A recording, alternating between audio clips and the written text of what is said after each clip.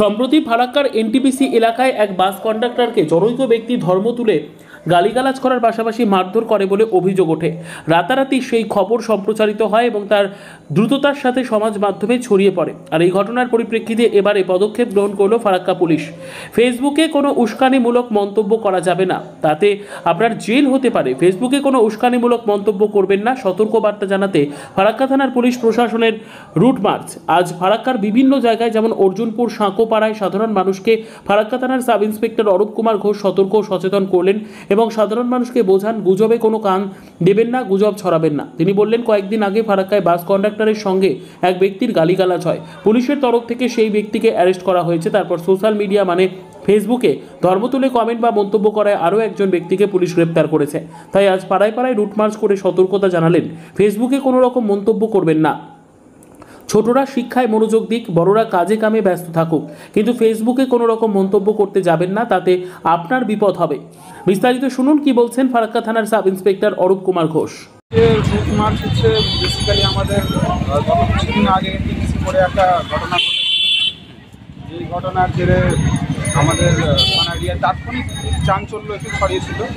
যাই হোক, আমরা পরিস্থিতি সামালতে সক্ষম হয়েছিলাম, আসামি অ্যারেস্ট করেছিলাম। তার উপর স্পেসিফিক কেস হয়েছে, তাকে কোর্টে ফরওয়ার্ডও করা হয়েছে এবং ঘটনাকে নিয়ে অনেকে অনেক রকম পোস্ট করে দিয়ে কমেন্ট করেছিলেন। তো তাদের মধ্যে কিছু কমেন্ট ছিল যে আমাদের সমাজের শান্তি শৃঙ্খলা নষ্ট করতে পারে।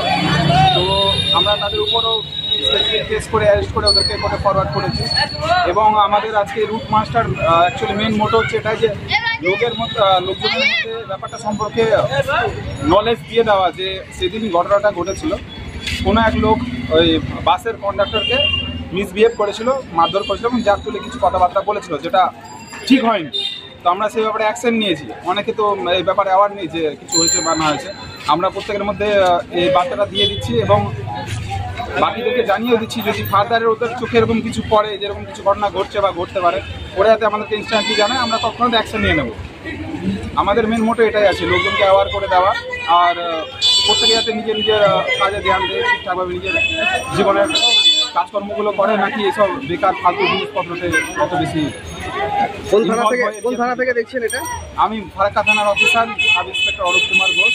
ফারাক্কা থানার কোন কোন জায়গাতে আজকে রুটমার্চের বিষয়গুলো বুঝালেন সাধারণ মানুষকে? ফারাক্কা থানার আমাদের অর্জুনপুর বাজার, দ্বীপচন্দ্রপুর, তারপরে আমাদের হাজারপুর, ভবানীপুর, আর এছাড়া জাফরগঞ্জ, মহাদেবনগর, ম্যাক্সিমাম যতটা আমাদের পক্ষে সম্ভব আমরা সবগুলো জায়গাতেই গিয়ে গিয়ে বার্তাগুলো দেবো। সাধারণ না, লোকজনের রেসপন্স অবশ্যই ভালো আছে। ফারাক্কার লোকজন খুব ভালো, এরা রেসপন্স করে। কিছু কিছু জিনিসের জন্য অনেক সময় ছোটোখাটো একটু চাঞ্চল্য আছে, বাট আমরা ওটাকে পাবলিক করে আমরাও অ্যাক্টিভ থাকি, যার কারণে হয়তো সমস্যাগুলো আমরা সমাধান অনেকটাই করতে পারছি, কন্ট্রোলে থাকছে জিনিসগুলো। আমরা আশা রাখবো যে এরকমই আমাদের পাবলিক পুলিশ রিলেশনশিপটা ঠিকঠাক এরকমই থাকে। তার জন্য আমাদেরকে জায়গা করতে আমরা সব রকম চেষ্টা করছি এবং আগামী